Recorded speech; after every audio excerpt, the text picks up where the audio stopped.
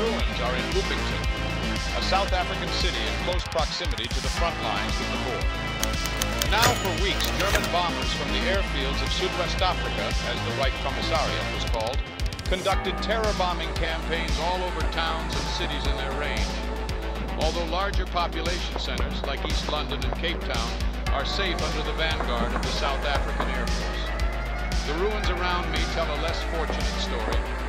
Once a busy marketplace, tragedy stuck when German bombs fell into the crowds of hundreds, or a few dozen according to South African officials. When we inquired why we saw at least a dozen more bodies than the official tally says, the response we've got was that black bodies were not counted. For the past few weeks, the Africa Child has launched a massive assault across the front lines, from Namamqulan to here, Uppington. To some, including the officials we've met, these ruins mean little more than futile attempts to terrorize a resilient population into submission. But others have put the South African war effort into question. Since the start of the war more than a year ago, the South African Defense Force has not made a single advance into Child territory.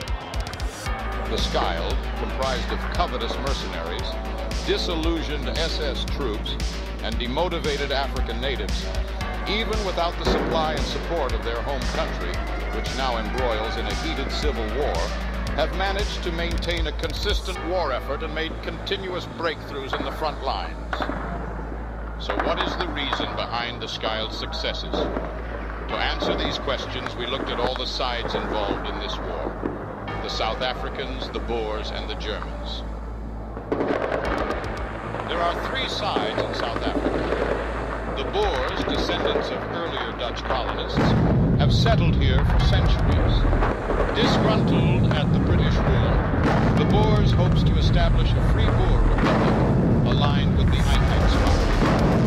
The South Africans, at least those who regard themselves such, are mostly descendants of British colonists, though many with Dutch ancestry, including the leader of the United Party, de Villiers-Brak. The Boers are here, puppets of the Germans. They simply extend their claws of fear to the last act of democracy. We must resist the Boers off. Most South Africans stand behind the United Party, the ruling party of South Africa. Albeit its claim to stand behind all South Africans, the interest of Boers and the native Africans have always been secondary. Finally, there are the native Africans. Their interests regarded the lowest among the three parties. They stand behind the African National Congress, the party that aims to end any sort of discriminatory policies in South Africa. Behind me is Cape Town, where everything began.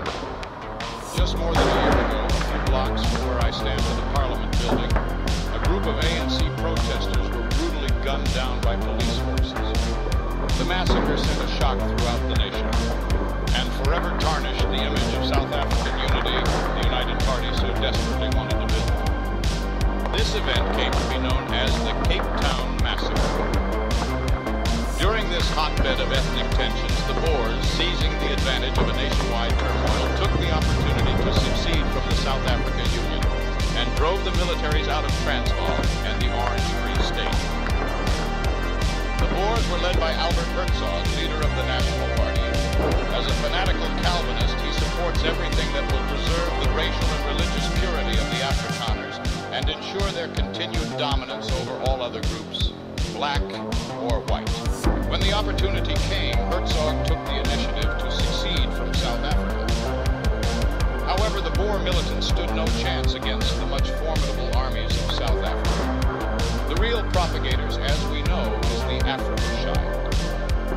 The Africa Child is an alliance between the German Reichskommissariats of Südwest Africa, Ostafrika, and Central Africa, formed shortly after the death of Adolf Hitler and the outbreak of the German Civil War. We begin with the Reichskommissariat of Central Africa, led by Siegfried Müller.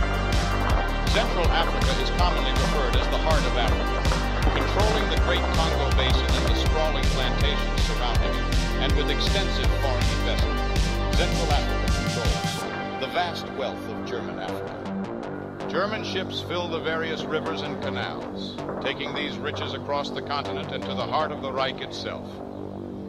Shortly after Germany took the colony from Belgium, German engineers have managed to dam the Congo River, creating a huge lake in the center, becoming a popular resort destination for all members of the Einheitspact. Unlike other Nazi officials, Siegfried Müller is a personality.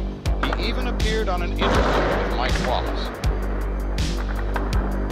In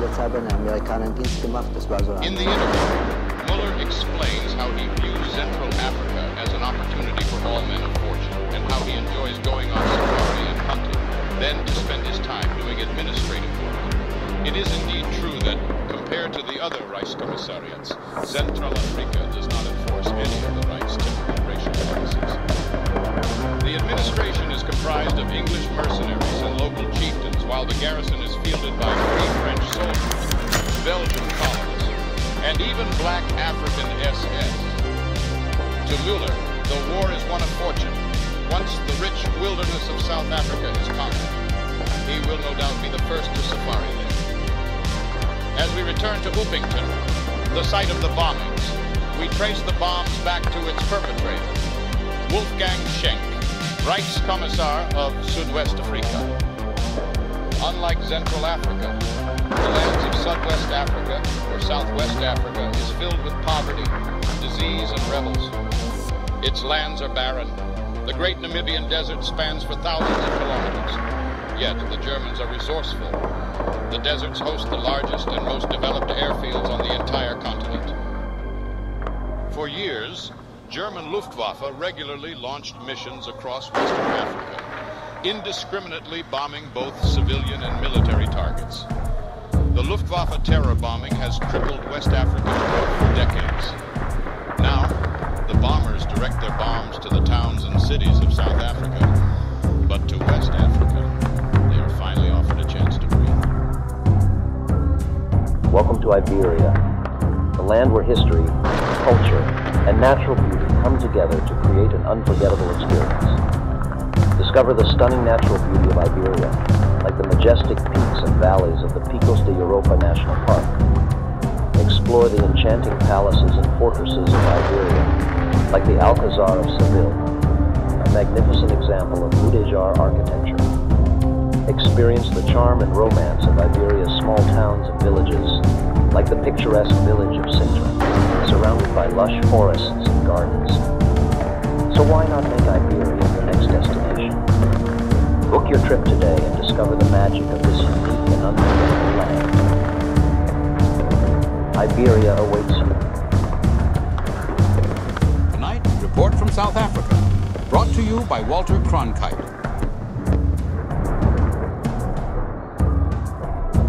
Now let's talk about the elephant in the room, Reichskommissariat Ostafrika.